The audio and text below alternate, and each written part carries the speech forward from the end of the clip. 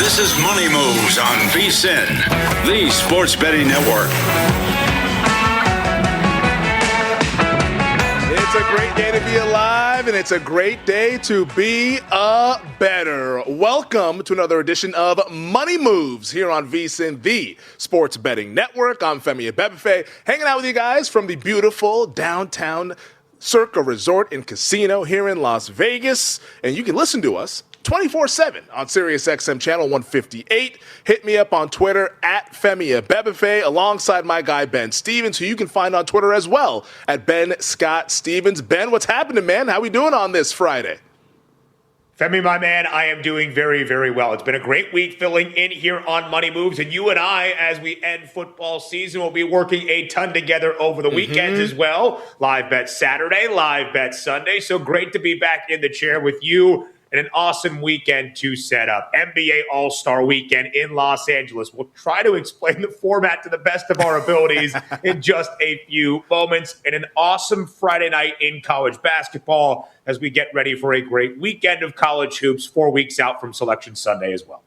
Oh, yeah, we got a lot to get to here. We got our crew hanging with us. Luke DeVosta, our producer, on the ones and twos behind the glass here at the Circa Resort and Casino. We have a couple of guests that will be joining us this hour starting in 15 minutes. Mike Palm, the palm reader himself, the VP of Operations here at the Circa Resort and Casino. He'll join us to get us the behind-the-book look at how things are looking right now, get his thoughts on the Olympic hockey, Super Bowl handle from this past weekend. Always good catching up with Mike Palm. 2:30 Eastern Time. VSiN host, who you see up and down the network, our good buddy Will Hill, will check in with his best bets in college basketball and also see if he's got something in the hopper for NBA All-Star Weekend. Before we get into all of that, this segment is sponsored by Upside. Download the free Upside app and earn real cash back every time you fill up. Use promo code SPORTS for 25 cents back per gallon on your first take. And with that, now it is time for the rundown.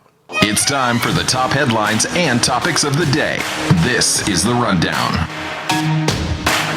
All right, let's get into it, Ben. You mentioned it off the top. The NBA All-Star Weekend is here in L.A. at the Intuit Dome where the Clippers play. And tonight we'll have the Rising Stars. Tomorrow we get the three-point contest, the dunk contest, and then Saturday we will try to explain the Team USA versus the world three-team duel that will be happening Saturday afternoon in the All-Star Game. I'm fired up for it. I think there's some interesting betting angles, especially with the three-point contest that we can get into here. But will you be attacking All-Star Weekend starting tonight? I will. I'll have a couple of plays on the three-point shootout. I love the favorite, Con Knipple at plus 300 from that rousing Buzz City Hornets team that is really picking up some steam entering the All-Star break, winners of 10 of their last 11. We'll see what the dunk contest still has. We'll do the same thing, Femi, we do each and every year. We'll bemoan the days of the 90s when the dunk contest actually meant something. We'll watch the highlights of Zach LaVine versus Aaron Gordon, but we'll try to enjoy ourselves. I do think there is some value on a young star for Miami and Keyshawn Johnson. We'll talk about that in just a little bit. And yeah, I like the experiment the NBA is presenting for the All-Star Game itself. The round-robin festivities, Team World, the international guys versus two versions of Team USA, the younger superstars in the association in the older vets. Round-robin, three teams. They will play 4 12-minute games to determine your All-Star champions. And we'll just see how invested these guys in for national pride or maybe experience pride as well. That's my thing. I kind of want to back the OGs, the older vets, the Team USA, because I know like the European team, loaded with stars, loaded with MVPs and all of that, but I think there's going to be a little bit of pride on the line. I'm actually optimistic about what we're going to see on Sunday, because the All-Star Game clearly not in a good spot, but there's been so much noise, so much conversation about how nobody tries, nobody likes this game, the format stinks, Adam Silver has to fix it, et cetera, et cetera. I think we're going to get a well-played games, plural, come Sunday afternoon. I'm actually looking forward to it Sunday afternoon, and I'll be backing the older U.S. veterans, as those are the torchbearers of this generation of basketball. I think that they stake their claim and they go ahead and take down the competition. As for the three-point contest, we can talk about that a little bit later on in the show. You like Con Knipple? maybe there's a chance for a long shot, but there's also a short shot that I like as well as we break down some NBA All-Star. But that's not the only thing that we have on the rundown that we'll be discussing today. The NFL offseason has begun, and there's some interesting betting markets out there if you look at some of the prediction markets on where guys might go. Now, I know this week the big headliner has been Las Vegas Raiders edge rusher Maxx Crosby. As new head coach Klint Kubiak had his opening press conference, he was peppered with questions about Crosby. Where's he going to go? Would you like Crosby to stay? Of course, everyone wants Maxx Crosby on their team. But does Maxx Crosby want to be on the Raiders? Well, you can potentially bet on that in the prediction markets. We'll discuss those odds as well as a couple of quarterbacks, Kyler Murray and Tua Tagovailoa, Ben, who could be on new teams rather soon over the next month or so. Yeah, the quarterback market this offseason is going to be fascinating because both of those guys under contract, and it's a rather large contract with their current franchise. Will they make a move for different? Will they look to the draft? Will they look to shop around Kyler and or Tua?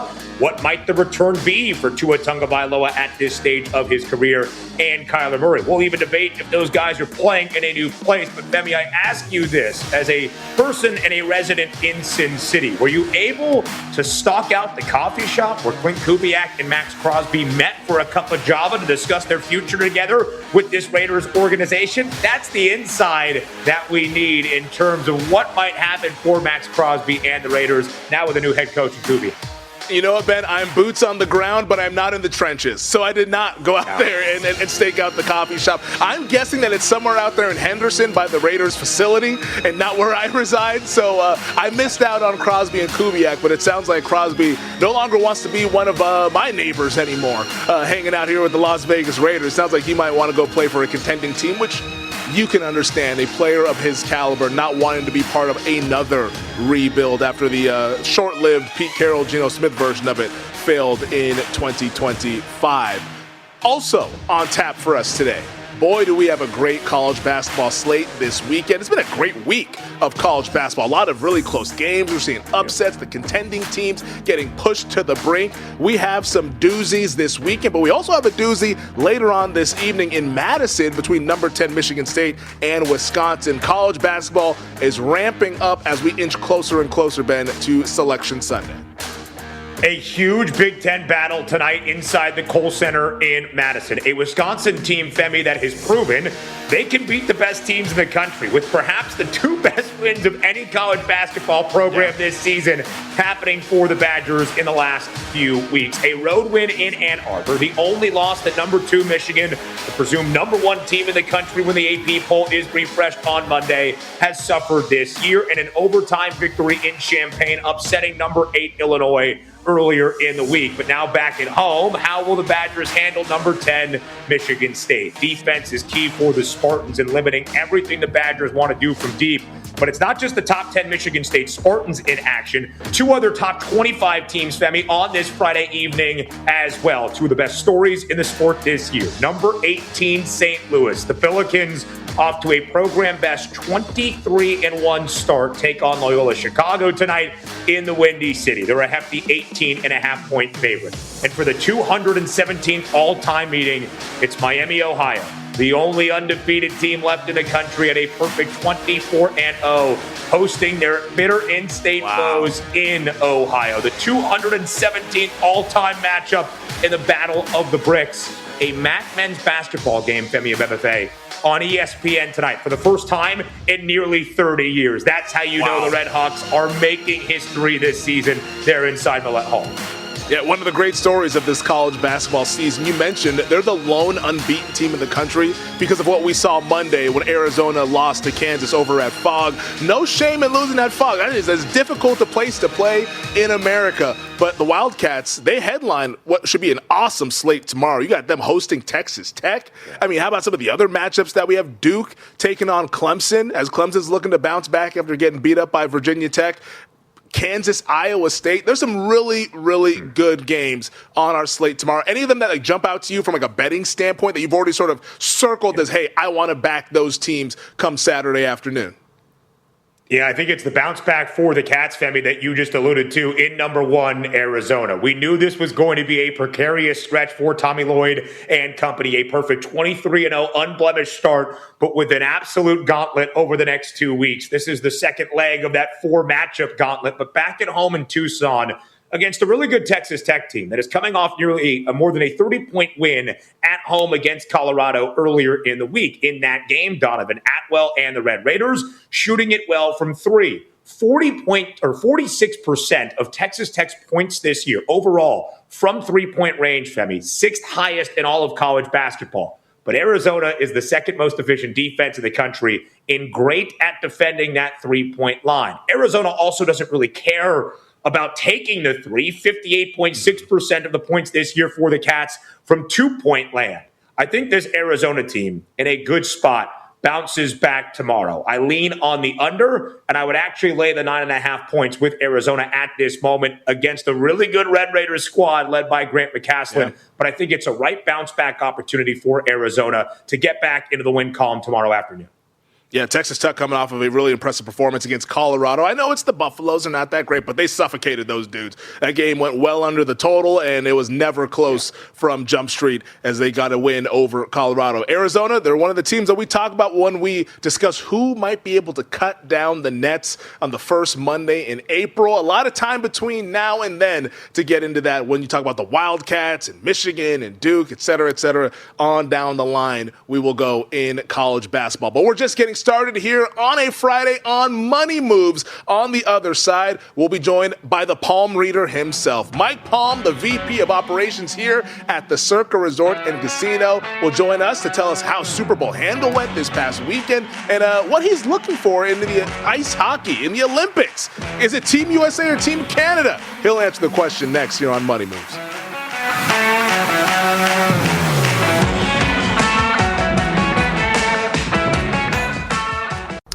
So you're listening to this podcast because you want an edge. But what if I told you you're only halfway there? You've got the mindset. Now it's time to get the toolkit to match. Here's the thing. Pro bettors spend thousands on data and tools. But what they don't want you to know is that you can get the same edge for a fraction of the cost with VSiN Pro.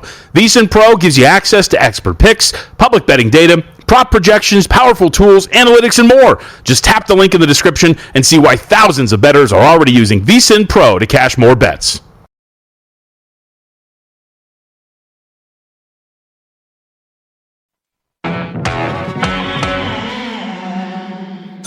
You're watching Money Moves here on VSiN, the Sports Betting Network.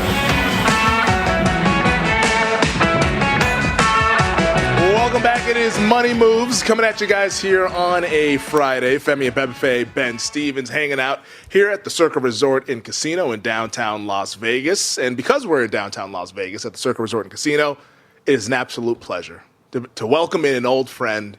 He's been doing these hits on Money Moves, but it's the first time we've been on the air together in quite some time. The VP of Operations here at this fine establishment, the one and only Mike Palm, hanging out with us here on Money Moves. Obviously, Mike does an awesome job here as a contributor for VSiN, on Twitter at Mike Palm Circa, although I don't know if he's since recovered his Twitter account yet. I'm going to have to start a new one now. Oh, We've gone through I was going to ask you how the BMW was going after you purchased it via crypto. I had no idea it even happened. But the thing is, whoever hacked it then put a two-factor authentication. So I can change the I can do all that, but I don't know what his two-factor authentication. So I'm just going to have to create a new one. I'm missing out on too much. I'm telling you, yeah. Well, when you create the new one, let us know what it is. I'm looking up. I'm like, hey, what's Mike Palm been up to on Twitter? Oh, that's what he's been up to. I even texted you the day that it happened. I was like, hey, are we good here? And you're like, and I'm an anti-crypto person, so people knew that was phony right away. Mike Palm not on the blockchain, but he is here hanging out with us on Money Moves. Let's talk about the Super Bowl handle, because the Super Bowl this past weekend, the game, I mean, let's just be honest, the game sucked. But, hey, how did it go for you guys with the Seahawks winning and the under cashing for a lot of people? You know, we were down a little less than 10% across the enterprise with the 6 states we're in on our handle year over year. State of Nevada was down from 150 million to 131 million. The matchup wasn't inspiring. I will say that, right? Mm-hmm. Hotel rates were bad on Friday. You missed Mahomes? It did. I thought the anti-Chiefs sentiment started to play it a little bit, but I think we still feel the Patriots fatigue, right, of having them involved. And your team, I say your team, but Seattle, I mean, they really don't have a wealth of superstars, right? You don't have a superstar quarterback. You have a coach that's, making his way, but has only been a head coach for a few years, and some young and rising players, but not big names. But, I think these prediction markets are a huge factor. And you can see that, between them, they wrote almost $2 billion. That's much more than the legalized books wrote in the country, right? More was bet at Kalshi on what was going to be Bad Bunny's first song that was wagered legally, and I say legally, at regulated sports books in the state of Nevada. Wow. Okay? More was bet on what would be his first song. Now, hundreds of people are able to enter these contracts that know what his first song is going to be. I was walking in on Sunday morning, and I ran into one of our big sports bettors, right? And I've sat with him and watched games. I think he's a very interesting baseball handicapper. And I said to him, what do you need today? And he said, first song of halftime. And I thought he was just joking, right? I just blew it off, like, he doesn't want to tell me. Okay, so I went about my day. Now I'm at lunch with Derek on Tuesday. He's like, did you know how much, let's just say KT, did you see how much he had on the first song of Bad Bunny at halftime? And he had screenshotted it to Derek. He was trying to give it to Derek to bet. Now, Derek obviously will not delve into that world. But this guy had 340-something thousand on this. Wow. And he was right. On Titi Mi Pregunto. But he knows one of his dancers, right? He knows one. I mean, so it's very interesting. The biggest single market ever on Kalshi was where Giannis would go after the trade deadline, right? It was 3 times the most of any other player-driven market, which was last year's NBA MVP market, right? 26 million. 8 million was bet on last year's NBA.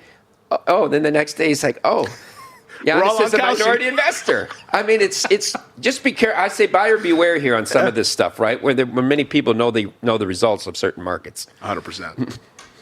Yeah, no doubt about it. Mike, 2-part question from me. First, in terms of the Twitter hacking, did you got by voting for a friend to host a podcast for Spotify or Google?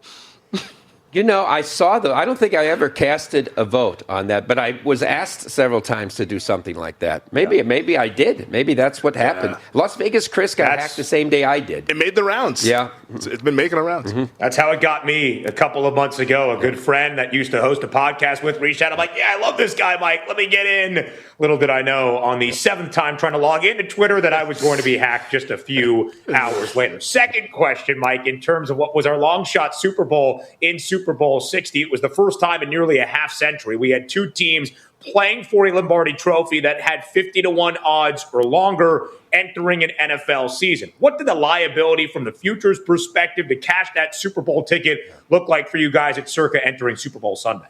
So this gentleman came in August, and we had not taken a bet for him before, and he bet with us and MGM that we know of, and he made 4 bets on the Seahawks with us to win to make the playoffs plus 180. Yep. To win the West at a little over 6-1, the NFC at 37-1, and the Super Bowl at 75-1. He made those bets with MGM. I'm not sure the exact amounts, probably similar prices.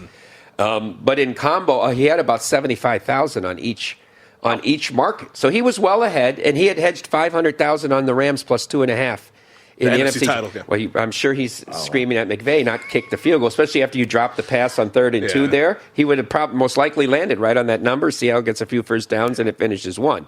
So he came back with the hedge. We didn't have a lot on New England. New England, surprisingly, was not a huge liability. I think we moved them pretty quickly, though, during the season. They were the buzz team, too. And their schedule, like once they started to pick up momentum, 4-2 or whatever they were, and they started, and when they beat Buffalo on that Sunday night game, and then you looked at their schedule, I think they moved pretty quickly.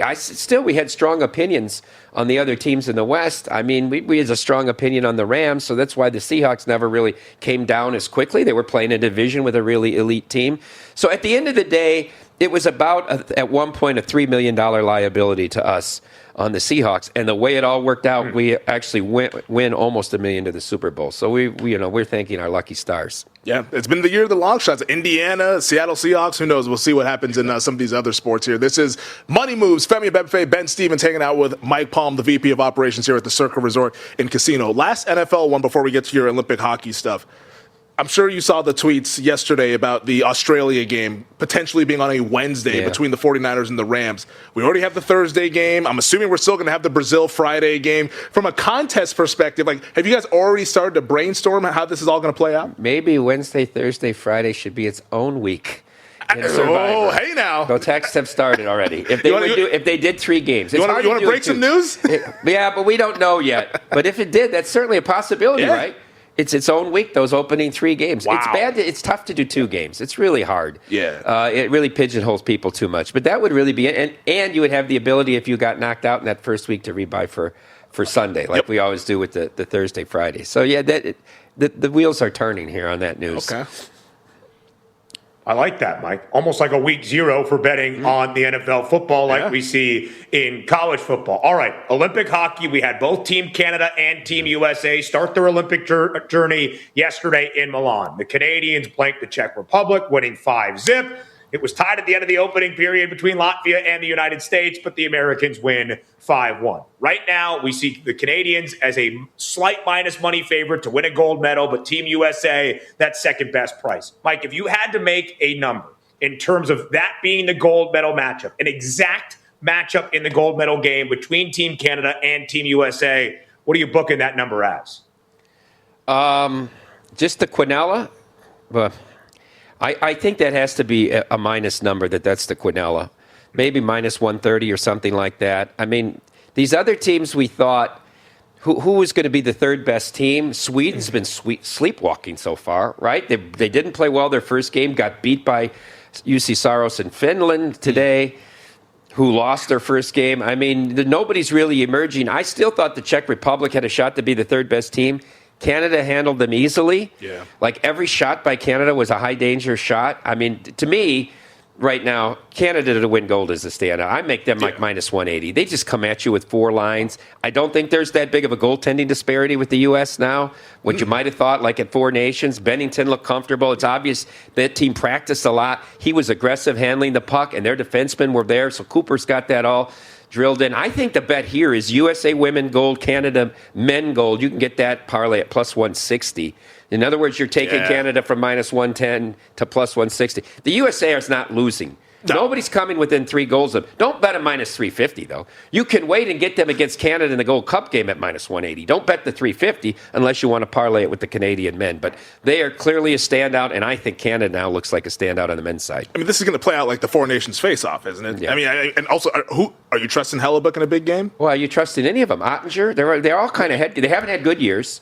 Swayman's probably playing the best of all of them. And remember, if Bennington reverts to his St. Louis Blues form, you still have Logan Thompson and Darcy Kemper, who have been very good. And I even argue Kemper might be the best choice, but I think Thompson's next in line if Bennington falters. Yeah. And I think Bennington will be fine. He was fine in the 4 Nations face-off. This Canada team is just better than us.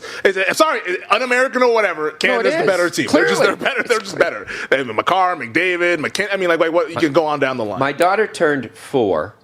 Happy birthday. And so I remember back to when you were filling in for me when I had my show at the mall, whatever it was called then, Odds On or the Nuts. I remember the debate with you in the mall, and he said Hubert Davis was not long for North Carolina. So I wanted to revisit that argument you had with Femi 4 years ago this week.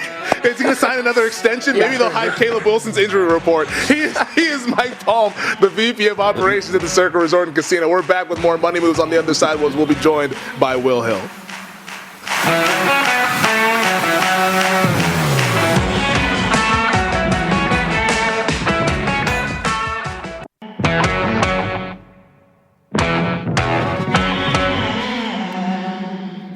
You're watching Money Moves here on VSiN, the Sports Betting Network. Welcome back. We're rolling along here on Money Moves on VSiN. Femi Abebefe, Ben Stevens hanging out with you guys this Friday afternoon. Thank you to Mike Palm, the VP of Operations here at the Circa Resort and Casino, who joined us in the last segment. Always good catching up with the Palm reader. It had been a while, for those of you who couldn't tell, the last time that we got to do some stuff on the air. So always fun catching up with Mike Palm. But the friends keep rolling in here on a Friday on Money Moves, because joining us right now, VSiN host. You see him up and down the network. I do VSiN Primetime with him on Wednesdays, and I'm sure we're going to do a host of other things as well. It's the one and only Will Hill joining us right now on the Progressive Guest Line on Twitter at @NotTheWillHill. Does awesome work for our friends over at Fox Sports as well. Will, how we doing on this Friday? And I guess from a big picture topic standpoint, like NBA, college basketball, a little bit of a lighter day. Obviously, no NBA other than the All-Star activities today. College basketball, smaller slate, but some interesting games that we'll get into. Is there a futures bet that you have been eyeing these last couple of days as the mind starts to wander when the slate gets a little bit smaller across these sports?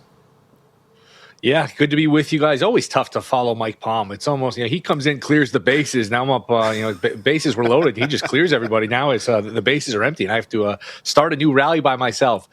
Where should we go here? And you mentioned it. It's a lighter slate. Last night it was almost COVID-esque with the lack of basketball. It was just all small school college basketball, only a couple of NBA games. I bet Baltimore to win the division. I talked about this a little bit on VSiN. I think they're going to be much better. I think it's easy to forget 2 years ago. This is the Orioles plus 500 to win the East at DraftKings, the AL East. It's easier to forget 2 years ago. They had a chance to beat the Yankees in that division. That was a wire-to-wire race. Last year, everything went wrong. The position players regressed. Their pitching all got hurt. They're going to be much healthier in the staff this year. They add Pete Alonso. They add Taylor Ward. I don't really trust Toronto to duplicate what they did. I think that was a little bit of a magic carpet ride when you look at the run differential, even though they probably should have won the World Series. Yankees are good. They're not great. Boston is good, but they didn't really do much to improve themselves. To me, taking a shot at Baltimore plus 500 to win the AL East, there's some pretty good value there considering their roster and their pitching. Well, I think a lot of people forget that entering the 2025 MLB season, the team with the second best price to win the American League pennant, only behind the Yanks, were those Baltimore Orioles. A disappointing season for sure. Looking for a brighter 2026 in store here in just a few weeks. We've got a great Friday night in college hoops before a very large slate on a Saturday. A couple of top 25 teams in action. Michigan State on the road against Wisconsin. St. Louis on the road against Loyola Chicago. And the only undefeated team in the country, Miami, Ohio, hosting their in-state foe in Ohio. But also a very interesting game I would love your thoughts on in the Atlantic 10. The Battle of the Georges tonight in the nation's capital. George Washington, as a slight 2.5-point favorite, hosts George Mason. When you look at this game, Will, to which George will the spoils go tonight? I'm going with the home team. I'm going with George Washington. Give credit to Tim Murray. We were doing the primetime show yesterday. He talked about this game. He kind of alerted me to this one. And Ginger stick together. So I'm going to tail him on George Washington. It's interesting. You looked. One team is, 21-4. The other team is 14-11. Why is the 14-11 team favored? You look a little deeper. George Washington is actually a little better on KenPom. George Washington is home. George Washington lost to this team earlier in the year by 5 points. So there's a little bit of a revenge factor. And they don't have great wins. They don't have a great resume, George Washington. But look at some of their losses. At Florida, they lost by 10 on the road. That's not a bad loss. They lost by a couple points to Murray State. They only lost to St. Louis on the road by 3 points. So they've been close but no cigar in a lot of these games. I think George Mason, not quite as good as their record. I will go with the home team here in the revenge spot and go with GW to get the win here. Yeah, I'm seeing that up to 3 now at some places. George Washington, the favorite. 2.5 still well painted across the board, but 3 now your new number is a consensus number as well with George Washington, the favorite at home. This is Money Moves. Femi Abebefe, Ben Stevens hanging out with Will Hill, breaking down some college hoops and all things betting here on this Friday. How about the game of the night, though, in Madison, Michigan State and Wisconsin? Sparty, 2-point favorites. There is a couple 1.5s out there, but 2 is the consensus number, total 148. How are you looking to bet that game later on this evening? I know there's some sharp square splits here, some sharp public splits that do indicate that maybe Wisconsin's on the right side. Maybe I'm on the wrong side of it here, but I do like the road team here. And usually I don't like the road team laying the short number. I just feel like in college basketball, home court is such a difference maker, tiebreaker, where I usually opt towards the home team. But I just think the situation here screams Michigan State. They have been off since Saturday. That great win Saturday night last week against Illinois. They haven't played all week. So you get Tom Izzo with rest, with time to prepare.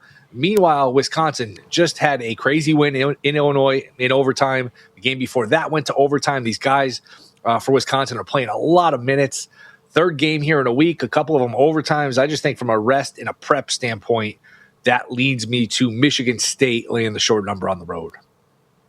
Yeah, well, I think it's a really good look. The Ken Pom projection for this game had Sparty as a 4-point road favorite, at least expected to win by 4 in Madison. The Badgers have proven they can beat the best. Another top 10 opportunity for Wisconsin at home tonight. I mentioned Miami, Ohio, the lone undefeated team remaining in Division I men's college basketball of 365 around the nation. They're in first place, of course, in the Mid-American Conference, but they're not the highest rated team on Ken Pom in the MAC. That's John Gross and his Akron Zips. They're at home tonight as a 12.5-point favorite against Frank Morton in UMass. 12.5-point spread, Akron and UMass. What do you like tonight in this matchup? I'll nibble on UMass. I'll take UMass plus the 12.5. Again, another team that, the record probably not is good or as reflective of how good this UMass team is. They've had a lot of close losses. Just look in the last month or so. They lost triple overtime last week to Coastal Carolina. They lost in overtime to Bowling Green. They lost at Miami of Ohio by 2, and they lost to Northern Illinois by 2. So they have been really close in a lot of these games. Maybe that gives you a lot of value.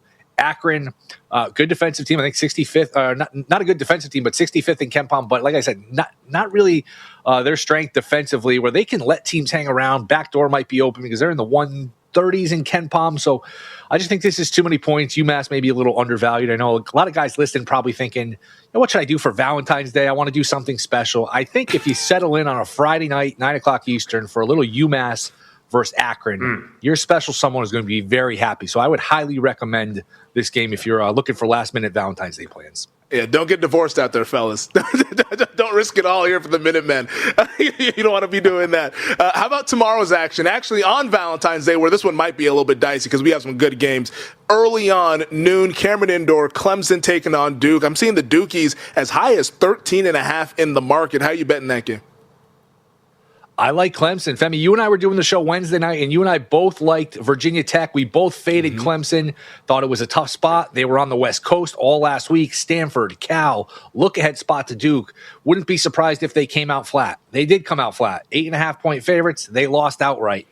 So I was against them the other night. I'm going to be on them in this game. I think this is just a lot of points for a team that really profiles well as a dog. First off, I like Brownell as a coach, but they play slow and they play good defense. 16th in Ken Pom defensively, 325th in the country in pace, 67 or so possessions per game. So if you play slow and you play good defense and you're getting a whole bunch of points, that's, to me, a good recipe to cover a big number. I'm surprised the market is leaking here on Duke.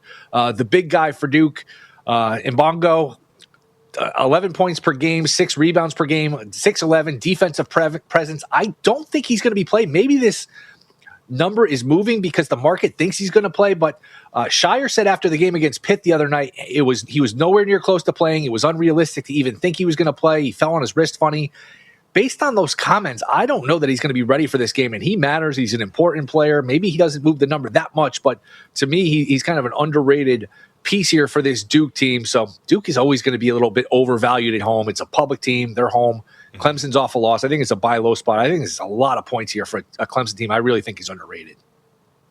Well, last one for me. Quite the opposite of Clemson's pace is the pace of the Cowboys in Stillwater under Steve Lutz in year 2. Oklahoma State, a very fast team. They host TCU in the early noon Eastern time window slate tomorrow. No line out just yet between the Cowboys and the Horned Frogs, but what will the approach be when that number is set? I'll be looking for Oklahoma State, and I was on TCU the other night, another situation where I'm on them one night, and I'm going to look to fade them. Big win, storm the court against Iowa State. Now they have to turn around a tricky game against Oklahoma State, who's not terrible, flirting with the bubble. They need all the style points, resume points they can get. They got destroyed by Arizona last week, so probably get a more focused effort from Oklahoma State, maybe a little bit of a letdown from TCU, who is a strange team. They have some really good wins, some really puzzling losses, but I think this is, depending on the number here, this is a spot to take Oklahoma State.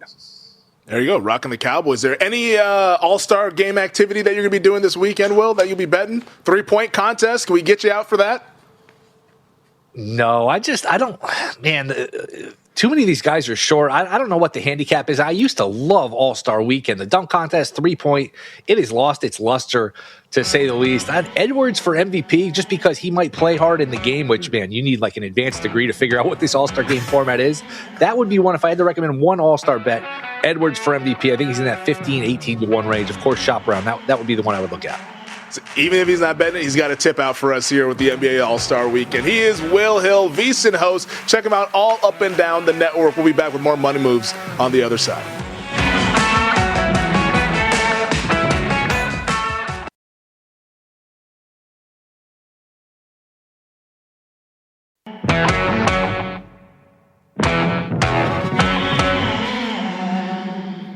You're watching Money Moves here on VSiN, the Sports Betting Network.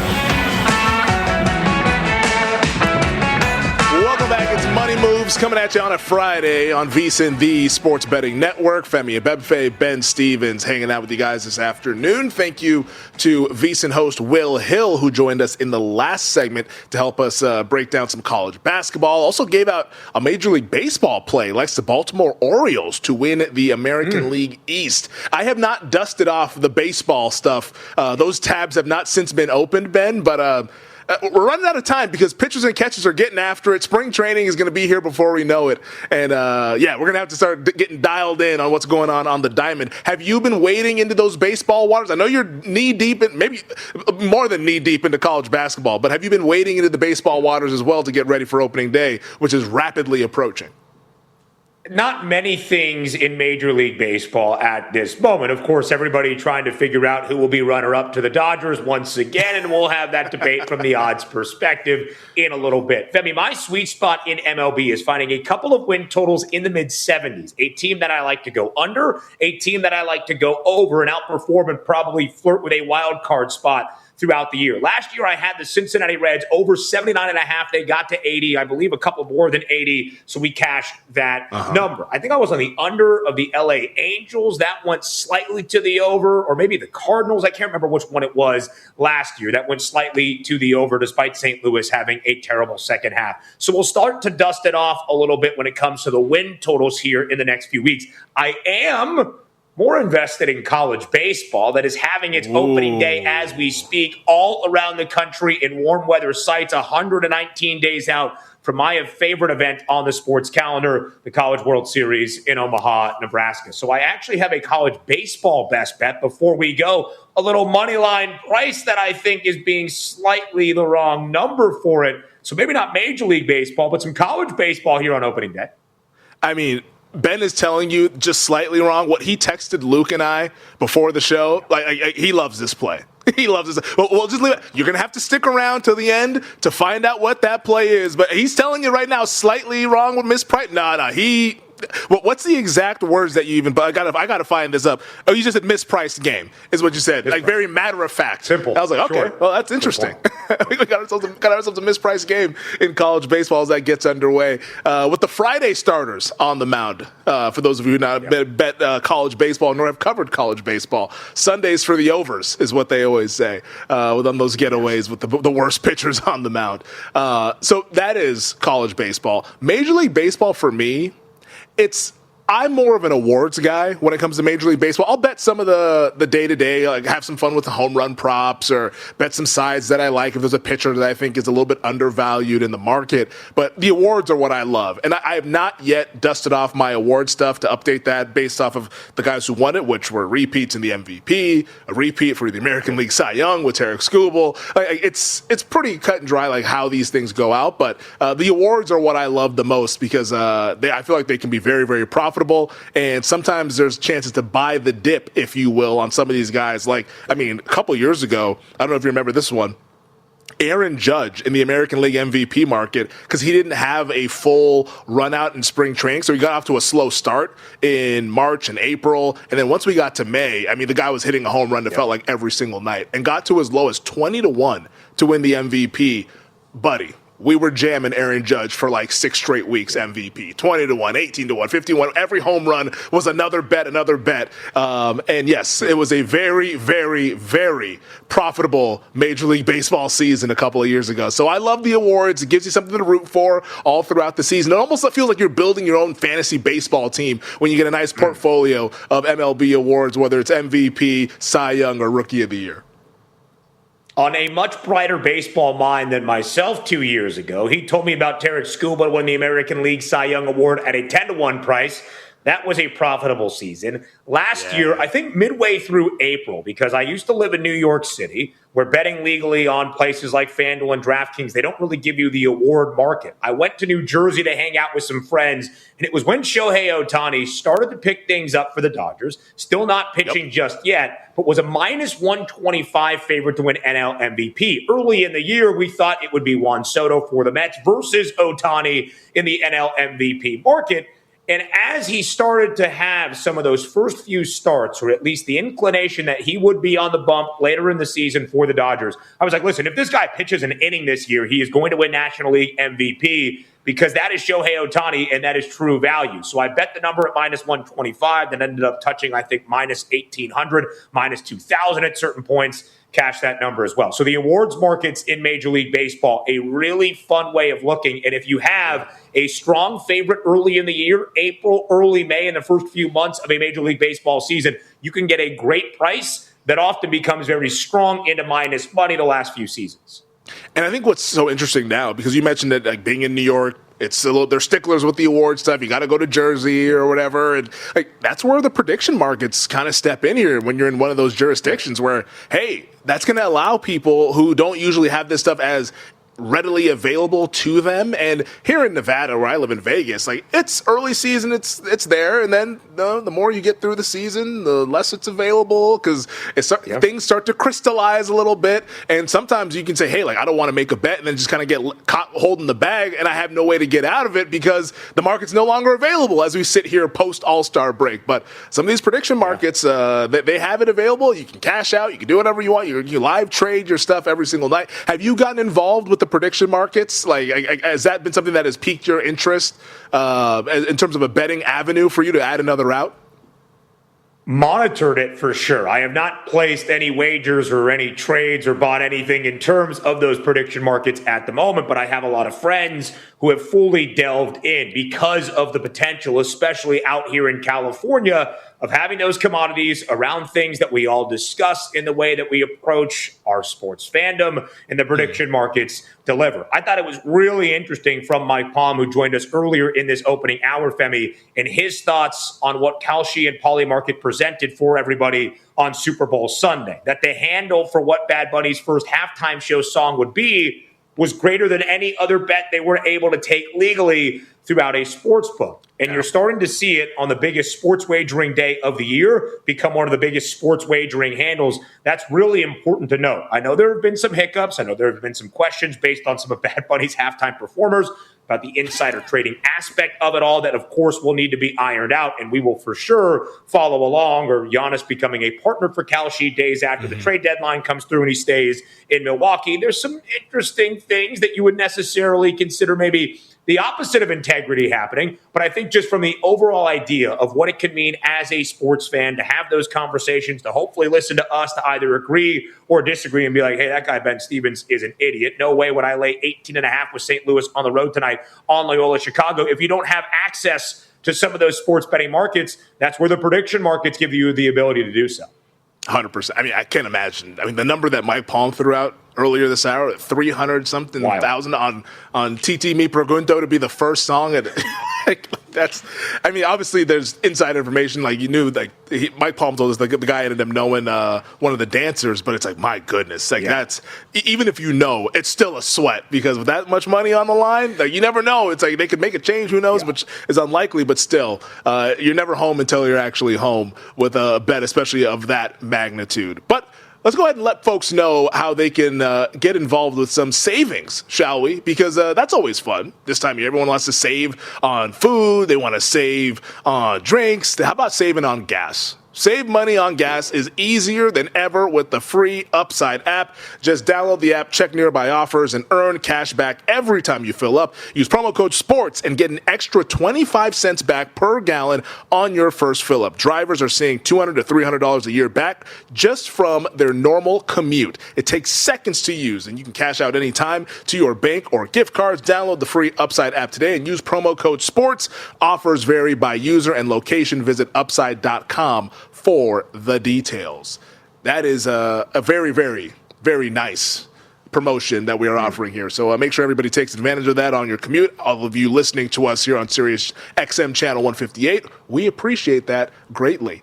Is there a game tomorrow in college hoops? And we'll talk more college basketball, obviously, in the next hour. Is there a game that is a must watch for you? If you could pick one game that you had to see, what is that game on the slate and why? You really want to know? It's a battle in the WCC that I think could define the conference and this season. The Santa Clara Broncos hosting Gonzaga. Herb Sendek, one of the legends of college hoops, he's been coaching in this sport for nearly 3 decades, has Santa Clara at 13-1 atop the WCC. Now, Gonzaga expected to eventually triumph, and they have the early head-to-head tiebreaker against the Broncos, beating them back at home in Spokane early in the month of January. Santa Clara did cover in that game as a 17.5-point dog, Femi. They're only a 3.5-point dog tomorrow night. I've got my eyes on that total, 157.5. Santa Clara over in 9 of 14 conference games this year.